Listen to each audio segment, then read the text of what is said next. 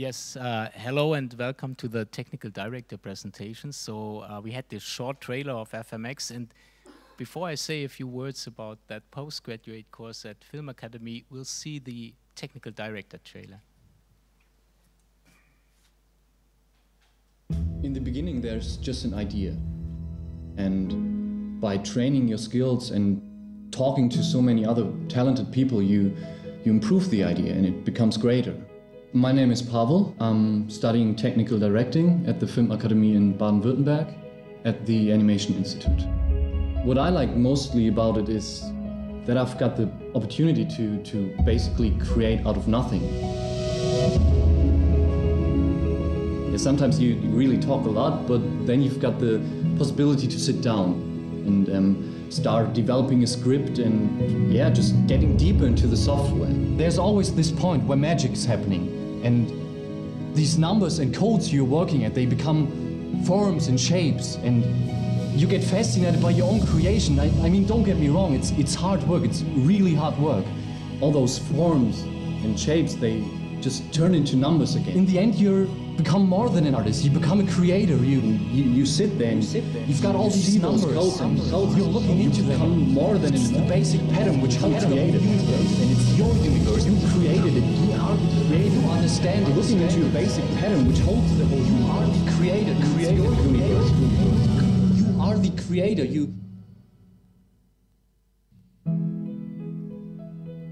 But in the end, it's just a fluid simulation, eh?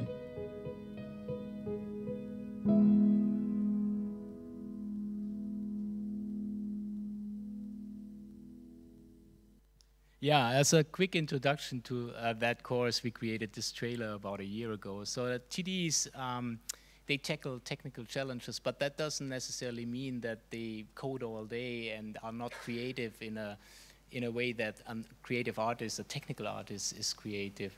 And today you will see how our TDs work within Film Academy projects, film projects, but also interactive projects, and also they engage within research and development by creating their own focused research projects and engaging in the ones that happen at Film Academy. So the course is about 30 months, and it's targeted towards students that have a preliminary diploma in computer science or similar. So if you're interested and if you have questions about the course, you can talk to me after this presentation, or we will open up after the 3 presentations for questions. The deadline to apply for the semester that starts in fall this year is the 15th of May. So, you know, if you consider submitting an application and you have questions, please come and talk to me. And the good thing at Film Academy, there's no tuition fee. So, you know, it's a very good education and with a lot of possibilities. So I encourage everybody who's interested to come and speak to me. Without further ado, we have Alexander, Marcel, and Julian with very nice prepared presentations. So please give them a warm welcome.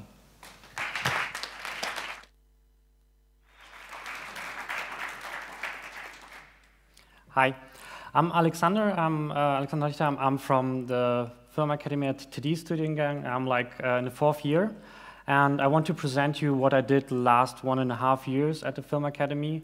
And these are the topics I wanted to talk about, and I will start with my background. So you have like an overview what I did before I was at the Animation Institute. I studied media computer science at the THM, the University of Applied Science at Hessen. And there at the bachelor phase, I was doing an internship as a TD at the Animation Fabrik GmbH in Hamburg, where I was working on pipeline and lighting. And I had a great chance and opportunity to work on The Seventh Dwarf, which is a feature animation film, and I had the chance to light there and recreate the pipeline of this movie. This also leads to my bachelor thesis, which was about structuring and creating a 3D studio pipeline. When I start at the Animation Institute, I develop my skills and go deeper into some kind of specific topics. I was more now I'm more like look development, lighting, and pipelining 2D. And these are some of the projects I was working on. There was one, the 2 ETFS trailer last year, ANIMAN and Drool Pool.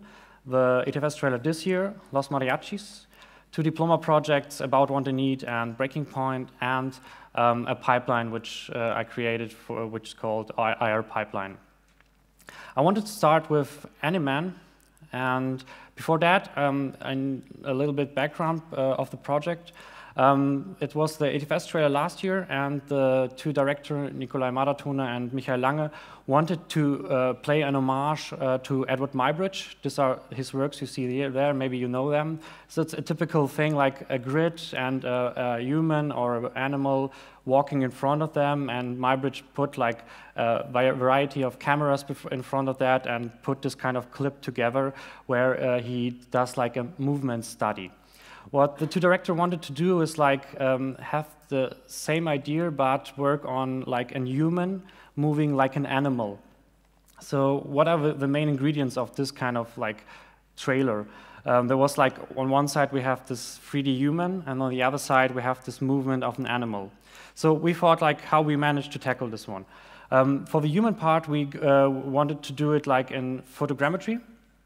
So this was a setup we built for the photogrammetry part of the human. On the left side, you can see the very rough 3D sketch I created to communicate with the team, to have like, that the cameraman and the director understand how I thought about how we create that. On the right side, you see the setup in the final form. You see the green screen are surrounded. You see the rails surrounding the model. This is the director, by the way. A dolly where like the 5 Canon 5Ds are set up in an X form for the parallaxer. And also this soft lighting for the textures, that the textures have as less shadow as possible. So in the result, there we have like this one with the shading. This was with the other model we created. This was the result in the final film. So after we had like the 3D person and the textures and things like that, we wanted to tackle the animal part, how we wanted to create this animal movement and how we want to capture the animal movement. We started with OptiTrack and put like, we had a small dog this size, and we put like this big markers on him, and he was running around, and we had a clean and a good movement data. But in the end, he was like running a little bit stiff because this marker was like he couldn't handle them. There was like his movement was restricted. So we came up with another idea of workflow. We did like an array of GoPros, 40 to 80, and put like paper markers on the animal. And then this was the result. On the left side, again, the very rough sketch of like how I imagined it, and on the right side, the video footage. We had like, for example, you can see the cat and the dog here. For the cat, it was important for us. We wanted to have the spin, because if you like you see, if the cat falls in an upside down way, it spins different than other animals. Like the foreground spins and then the backside spins back. For the dog, we wanted to have this animality, we wanted to have this power and this a little bit playishness. The other animals were a buzzard and a sea lion. So on the right side, you can see like the buzzard flying and catching mid-air like the food we provided. And we also wanted to do a sea lion, as you see on the underwater test on the right side and down below. But because of like time restrictions, we just had like half a year for the whole project from start to finish. We did a test, but in the end we decided against and did just like a 2D capture out of like some video clips. So, and I have like a making of to which wrapped this up what I talked about, and yeah, have enjoyed that.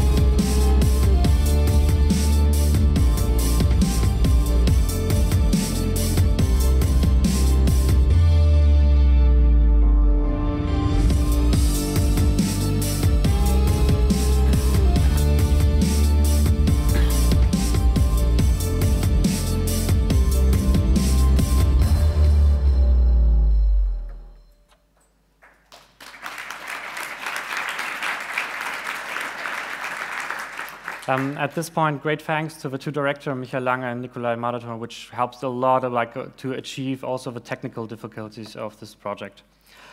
Next, I wanted to talk about log development and lighting in Arnold, because that was like last 1.5 years I just used Arnold as my main renderer. And here you can see, for example, again, ANIMAN, where you can see this MyBridge environment with the grid, with the old spotlights and this like basketball court and things like that.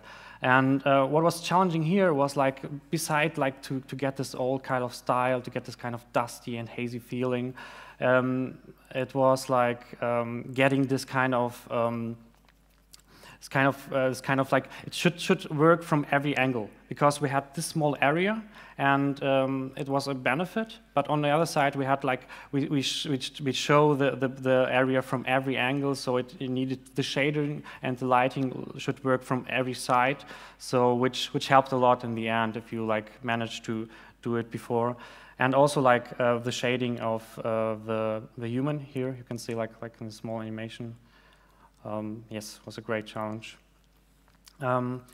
Next, there was Drupal, which Marcel was also to talk something about. It's like here was like the lighting development, which was for me like you have this difference between like this environment, which is like very harmful, very like rough, and the small creatures which were like very sweet and things like that. And you can add this kind of like layer into the lighting to give them like a little bit more like yellow and sunny feeling, and to give the environment to get more out of this kind of spikes and darkness that the shadows are like feeling a little bit like rough and things like that. So that's like one of the things you can manage with lighting here. And also like if you see the mouth of the big monster, it has like this red light which pulses a little bit. I give the compositor a render pass for that, so he could like a little bit like hard pulse into that. So yes. On next, there was like the diploma project about what they need, which I think comes next hour. This was like the environment shading, was about that. And here was like to get this kind of tone, I was getting this kind of environment, you get this model, you get this light, and you needed to get this picture-like look, a little bit saturated, not over-textured, things like that. And yeah, oh, sorry, that's not what I want. And you give it you try to match it with the person and the story a little bit. So yeah, and we at the beginning I used too much texture, and it got like a little bit too dirty. And also what you need to think about in here is like you have the depth of field, which can destroy your displacement maps and your bump maps, because you don't see the material at all after that everything is blurred. So the last project about that part is like Los Mariachis, which I worked for this EDFS trailer. This was mainly focused more in compositing. We had this kind of, I hope I get it. Yes, this is the beauty pass out of that, and then you get like your lighting passes like black and white. They're not like gradient or something like that in between. So you need to get like ambient occlusion inside that and find like this candy look, which it looked in the end. Yes, that was the thing to challenge here, to find a look out of this restrictions. So after all this project, I worked on also as a pipeline TD, for example, a Drupal, ANIMAN, and my bachelor thesis, The Seventh Dwarf. I was asked last year to work on Breaking Point, which is a VFX project with mass destruction. I show you like small snippets out of it.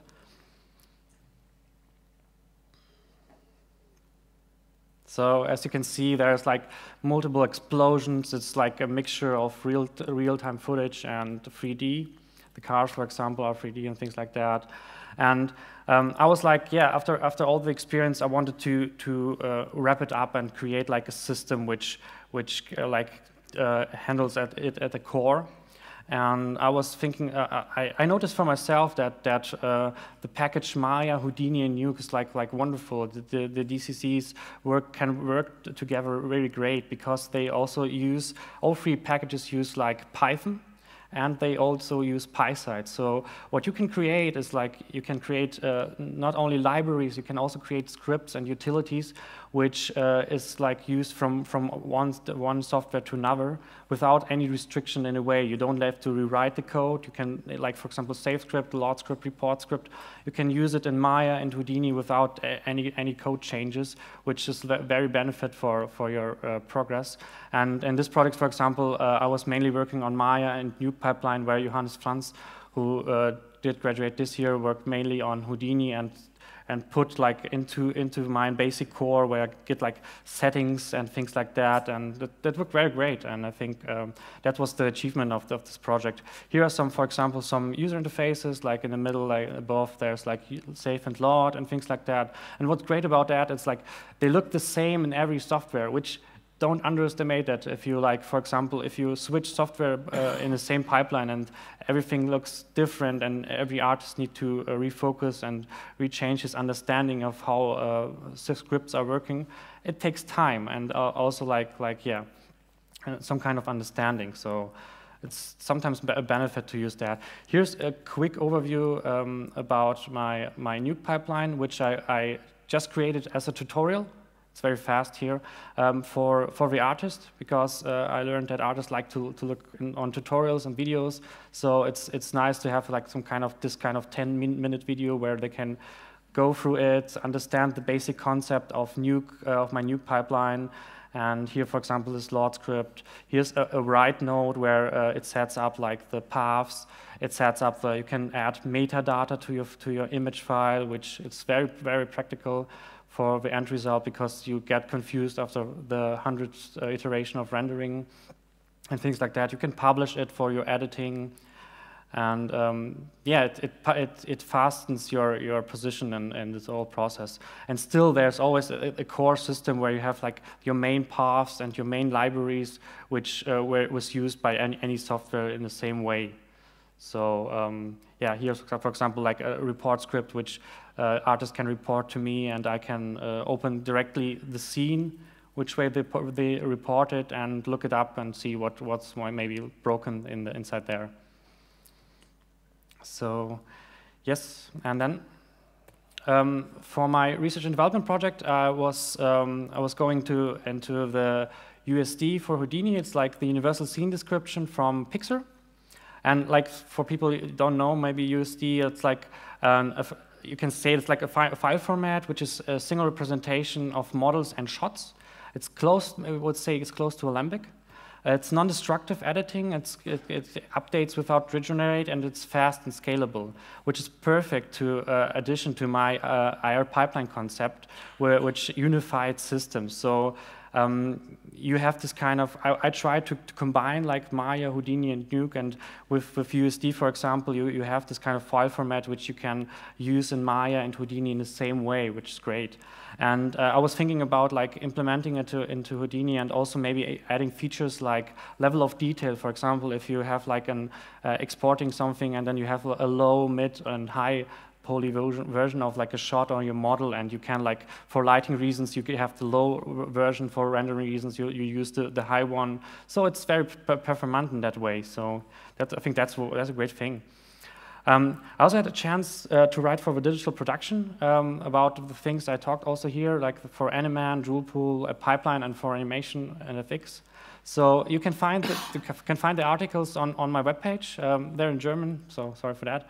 But yeah, maybe you're interested in that, and yeah, maybe it's interesting for you. I'm here so. These are my contact data. So if you want like to ask me about something I talked about, or to want like ask something about the TD studies, how I managed like to what's like important to be a TD like at the Animation Institute and things like that, just contact me. I'm also like here the whole time, and yeah, thank you for your attention.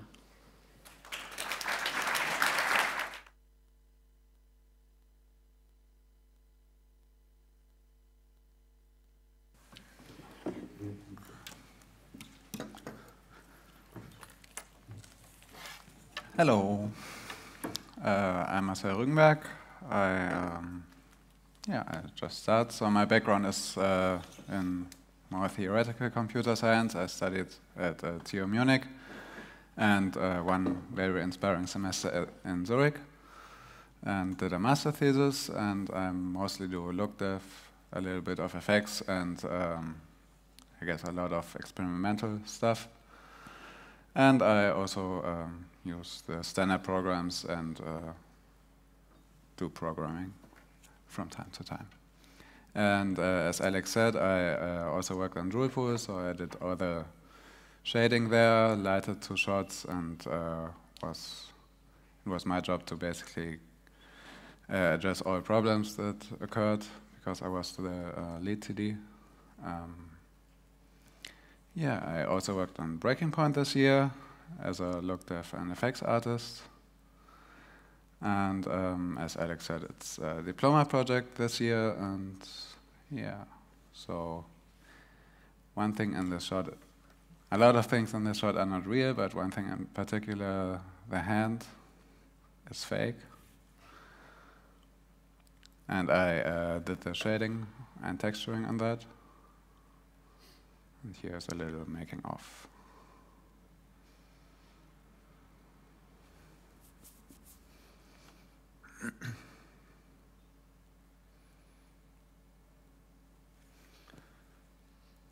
And I also shaded a car. I had a lot of problems with that because we bought a model and it didn't have UVs, and the model was also a little bit problematic. It was also intended to be destroyed at some point, and yeah, buy good models, I guess, that's my tip. Yeah, here it is, and a shot I created with my, at that point, newly found comp skills last time.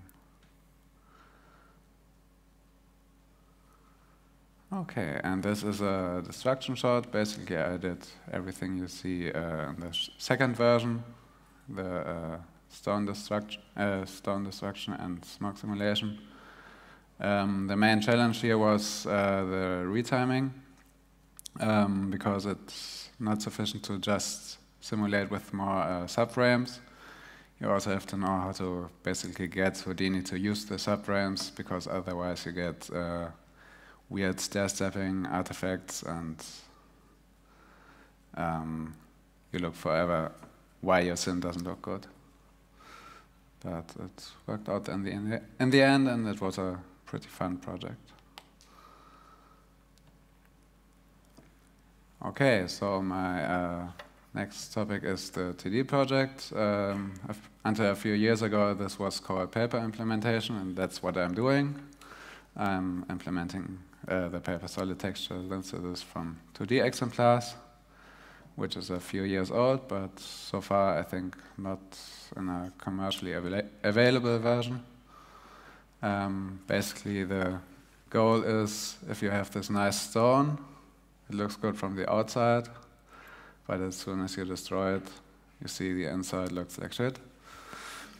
And then you have this procedurally textured version. If you let that one fall down, you see the inside works, but it doesn't look as nice, and basically to get this look with procedural textures is a lot of work. And the paper describes an approach to generate a solid texture that you can then use to get texture information everywhere, but with a photorealistic look. And I'm right now in the early stages of the implementation, so I'm working. Originally, I was planning to work with C++, but as soon as I started, I remembered a really awesome linear algebra library I used back in my earlier studies called NumPy, which basically lets you do things in much fewer lines of code. Here's another explanation. Basically, what you take is just a 2D picture, and then you generate a texture that works on any 3D model. And it also works with basically a map where matter is and where nothing is, so you can also do this nice bony effect. And the whole thing, of course, works with audio V-maps, so that's always nice. Okay, my final thing is, I guess, a little bit untypical, but as you can see, it's you can do all kinds of stuff at Film Academy. So this was an installation, so basically a room where you could walk in and the world would react to you. It was in collaboration with the Theater Academy next door. So, and it was about the Nibelung, which is an old German myth. It's kind of a little bit like Lord of the Rings. It has dragons and swords and all kinds of stuff. But it also contains interesting social relationships, and that's what the project was about. And my job was to do the projection mapping, which you will see in a moment, and the generative graphics. These are a few impressions. So this is basically the room which you could walk in. There's a tiny person, and my job was basically everything that is light but is not red. Yeah, we projected on the surface. It was my first projection mapping project, so I had a lot to learn. And we also had a pretty large area to project on. And what I basically did was to take an add-on for open frameworks, which is for C++, and rewrote it to work with multi-projectors and also a non-flat projection surface. Okay, and then my next job was these real-time graphics. So basically the room should react to the visitors in real time. And this was quite a challenge, but also a lot of fun, and I learned a lot. And this is a small impression. So basically the floor reacts to the visitors, and the visitors connect with each other, and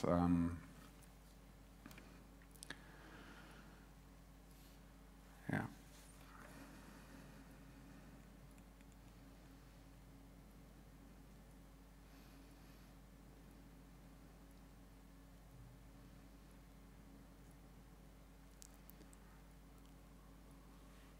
So it's kind of hard to record that nicely because not a lot of light there, of course.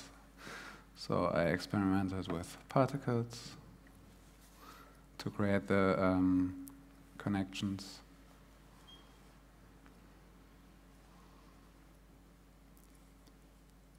These are basically particles that follow a noise pattern, which was nice, but hard to basically control. And I took an older algorithm by a TD colleague of mine, which was this tree growth algorithm, and implemented it myself, and looks a little bit creepy, but and was pretty slow and not the right look, but also kind of fun. And finally, I found the way to get the look that the basically, I guess, directors wanted, which was this, yeah, a little bit organic, but also relatively fine network. And I managed to get it to react to people by doing a cloth simulation underneath it. And here it is. Like I basically saw it. This was is relatively close to what was projected in the end, only with really fast visitors.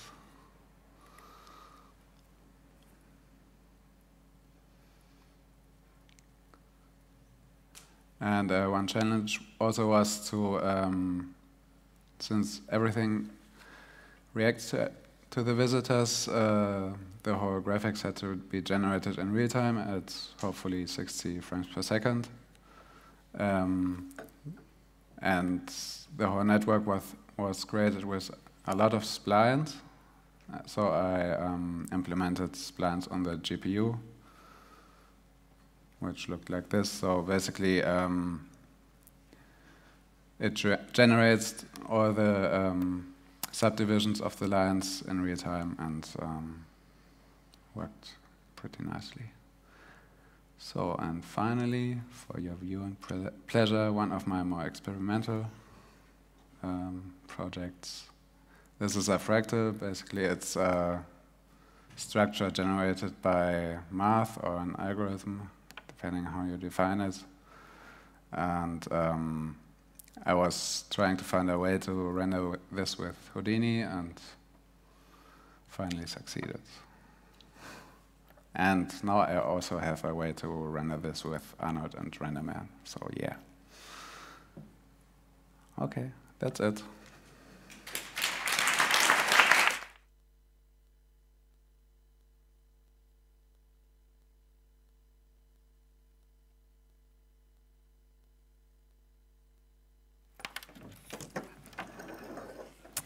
Okay, hello everybody. I'm Julian. I consider myself a generalist 3D technical artist, but to a certain degree I'm specialized in rigging and game development. Before coming to Film Academy, I studied animation and game design at the Hochschule Darmstadt and worked for a while in 3D animated feature films for kids here in Stuttgart. Before I start, let me ask a few questions. So raise your hands to answer. Who here is from Germany? Who's from the rest of Europe? Are there any international guests here? Nice, it's impressive that you come all this way. Who didn't raise their hand yet? Good, that would have surprised me. Everybody awake now? Nice, let's start. First off, I'm going to show you the rigging work I did for last year's ETFS trailers, because we had quite a diverse cast, and I was basically the only rigger involved in those short films.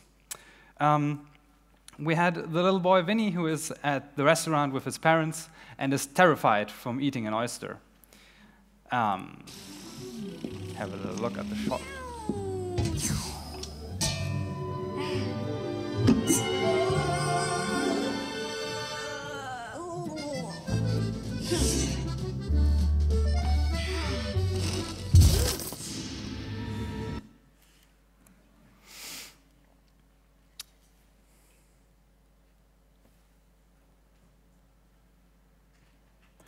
We also had the human from ANIMAN, which Alex told you already a lot about.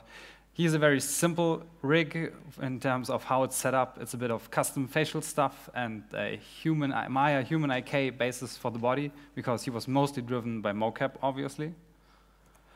And we had the Mula, which is a small mouse-like animal, and the big antagonist, the giant Molko worm.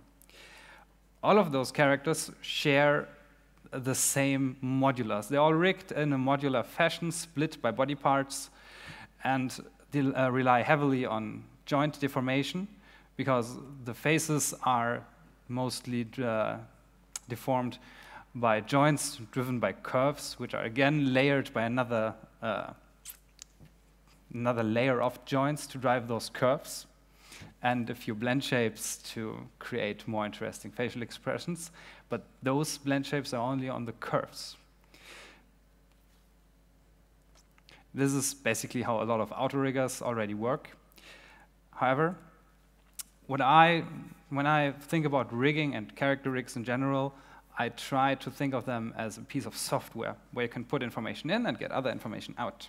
And I would encourage everybody to do the same, because in the end what you're creating is a kind of middleware between the animator and basically every other department. And what you can do is go even further than the typical auto rigger and split up your rigs in even more smaller fashion.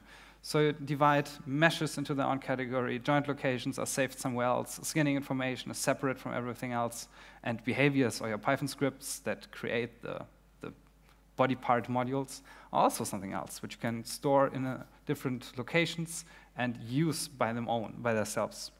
And you combine all of these like you would combine image passes in a rig build process, which allows you to deploy your rigs like software. And that gives you a lot of flexibility.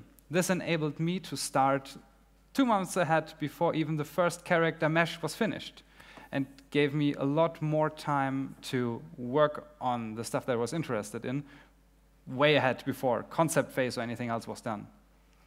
Also, here's a little demo of how this can look. Obviously, you can do a lot of the setup all around it with scripting as well, but just saving your stuff in different locations, you could also do by hand. This is something I did just right before coming to Film Academy when I was getting into this kind of thinking. This is a modular rigger for an advanced rigging module for variable FK, which basically allows you to move your FK controllers along a chain of joints, while the influence of the controller is calculated by its distance to the joint. Very useful for rigging trunks or snakes or tentacles.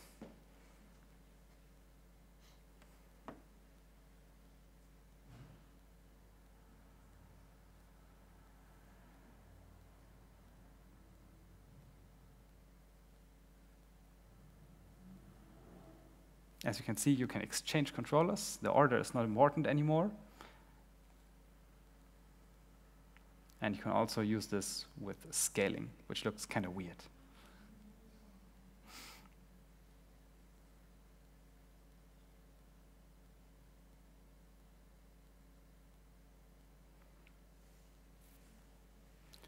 And tentacles were important for us because we had another character, which is a big oyster monster, which transformed from a very, very small state into a huge, giant monster. And all of the setup that I showed you before basically enabled us to do this very efficiently. We hid the whole transformation part inside of the editing because that fit the style of the movie by that time. And then but that left us with a lot of concept sculpts, which we more or less rigged on a per-shot basis with the scripts and the stuff I showed before. Because we had quite a few meshes, and we needed them. We only had them in certain poses already. But that made it very, very simple to get through all of this in a completely human, doable way.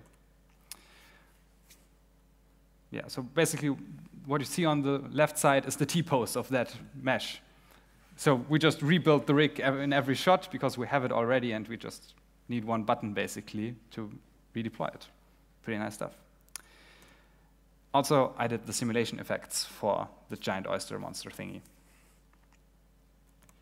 The next two things I'm going to show you are game projects, which I did last summer with different teams and other students. This is Zombie Wash, an installation-based VR game, which we developed with Unity for the Oculus Dev Kit 2. And it sets you on top of a very high building, which is attacked by zombies, and they crawl up the building to eat you. The only way to defend yourself is to use a window cleaner platform, which you can use to smash the zombies off the building. On the left, you can see our awesome paper prototype, and in the middle, you see our giant 3x2 meters pendulum controller, which we built for more immersion. And on the right, there is the cartoon city in which we take the whole thing place, because we wanted a nice environment where nobody would feel actually threatened by the zombies. In that fashion, on the top, there's our small zombie character, also rigged by me, and our in-game tutorial, or non-tutorial, because this is all you see. And I have a small production video of that for you with some gameplay elements.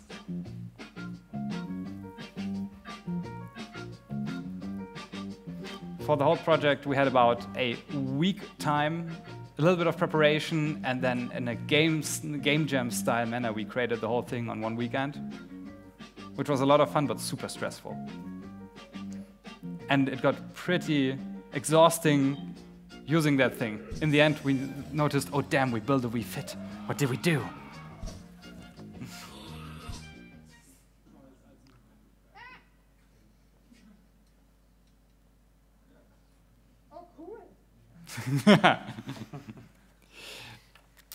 This is a small mobile game I did. I wrote all the game code for this, and I had 2 other students who made art and game design.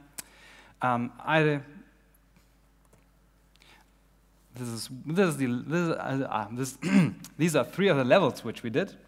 And in the beginning, we set out to make an endless runner, because that fit the project, which was about the craziness of a person who is playing chess, basically. We wanted to make a chess game that is not chess, because we were approached by another group who made a documentary about the chess championship in the 1970s, which supposedly has some weird rumors going around it of the participants influencing them, each other with weird tactics like radioactive chairs and ordering yogurt and never eating them. Weird stuff, crazy. As I said, an endless runner, but we ended up making levels. For that, I created a grid engine, which takes 2D coordinates, but moves the player in 3 dimensions. This was, in the beginning, able to do pooling and create more containers procedurally to do all the endless runner things. But since we needed to kind of balance that out with the gameplay, we decided to do levels because that is a lot easier, apparently. However, we then developed this grid engine a lot further, and now it is able to drive the whole game. All the actions, all the pickups that you can do, anything that we did in that game was driven by this system of different 3 points in 3D space, which you can maneuver with 2D coordinates. Also, it enabled us to do things like this, which looks really, really cool. Basically, a procedural destruction of the level. And you could still play the game normally all the time. And for that, I also have a small gameplay video. It's a very simple game based on one-touch mechanics. But what you can do with that one touch depends a little bit on the situation where you're in. You have touch and slide, and this mechanic, which was turning your device 90 degrees in any direction to enter battle mode, which is kind of unique, and we think nobody else has done that before, and looks very, very weird when you do it in the train. And people ask you, what the fuck are you doing, man? Portals, also implemented with the grid engine, as the traps and all the pickup stuffs that I mentioned before.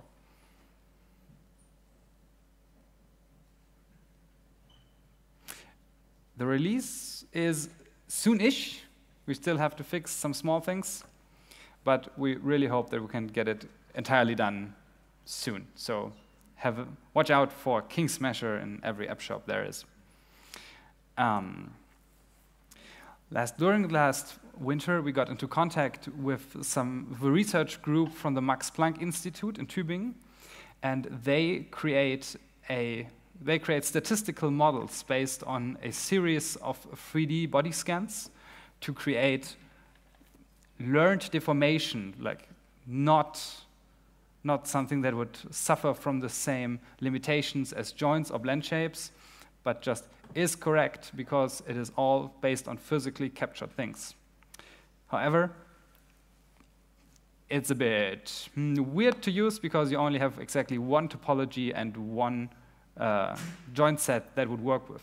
So I experimented a little bit with the data they had online on the web page and tried to retarget it to a cartoony character which we had.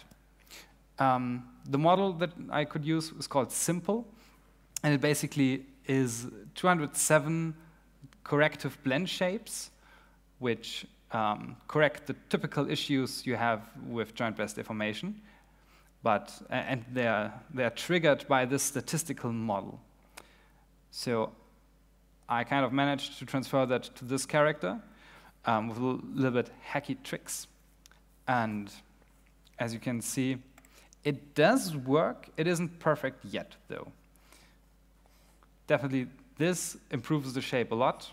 And you can see the same deformation on our character, but it's just not quite right.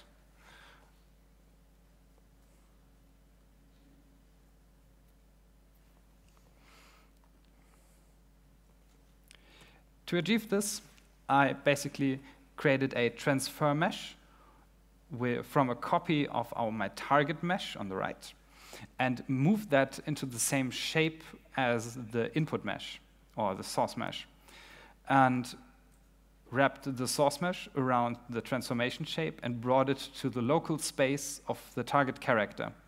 And then I could extract all the blend shapes, all the delta information that would result in the same shapes, but for my character, not their character. And more or less was able to use their work for my character, which is awesome. The only problem here is it was not automatically fitted, so the better I fit the transfer mesh, the better the result will be, and it's not automatic yet. Also, to do this, you would need a really, really high-performance rep solver. If anybody wants to make that, go ahead, because I will not do that. However, this is the result, more or less, but this is already scaled up 2.5 times. So it's a very subtle effect in the end, actually. If you mistype when typing in 2.5, you get this, by the way, which is 25 times the effect, and looks pretty funny.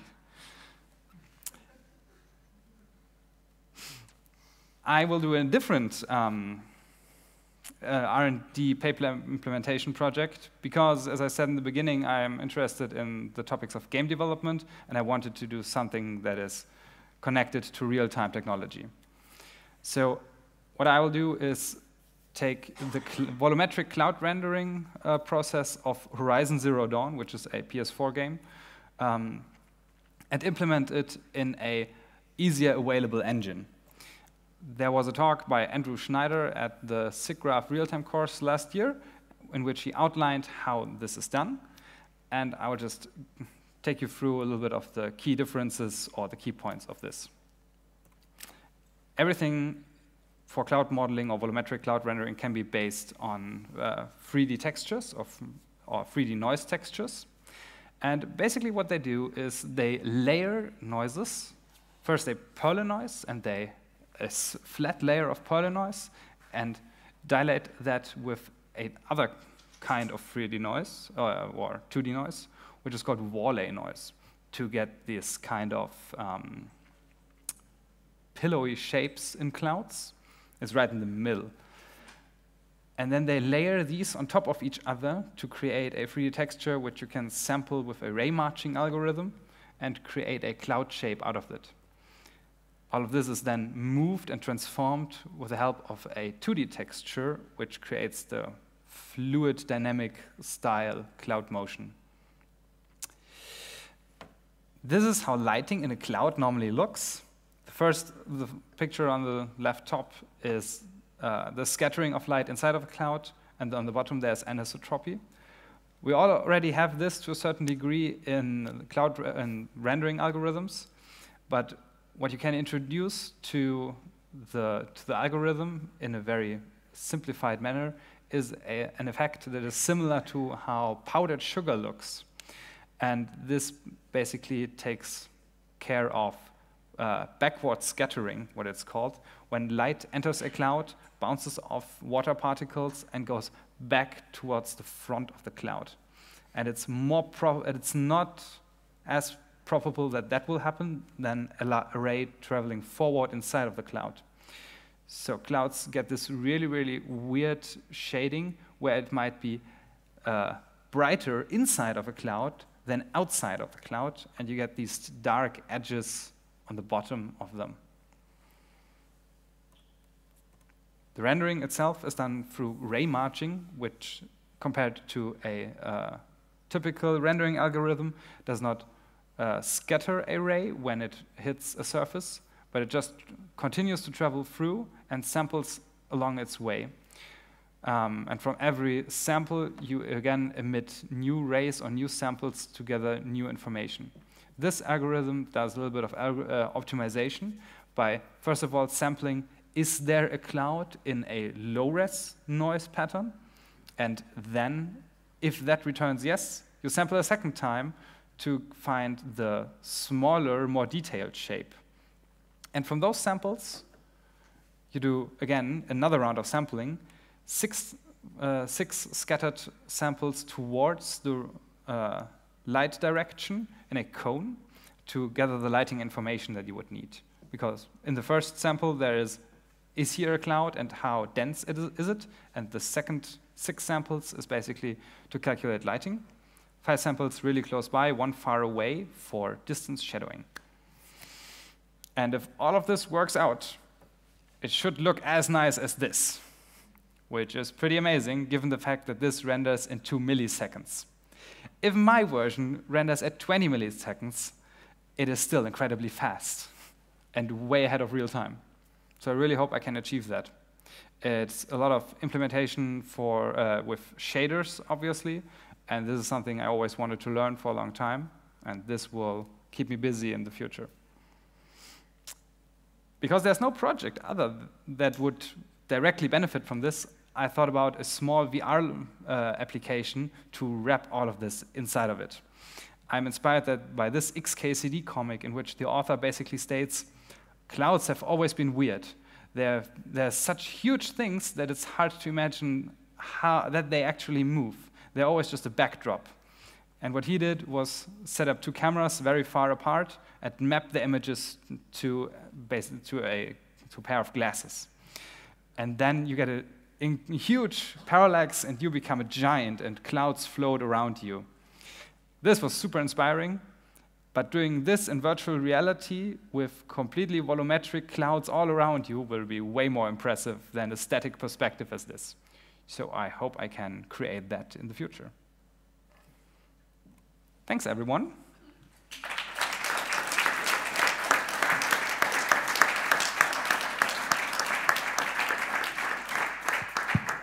Well, thanks a lot for those really nice and deep-going presentations. I'm afraid we're 2 minutes to our schedule, so I think let's go outside to ask questions then and prepare the room for the next session to get some fresh air in. And we'll be outside to answer questions. And thanks again for the speakers for this excellent presentation.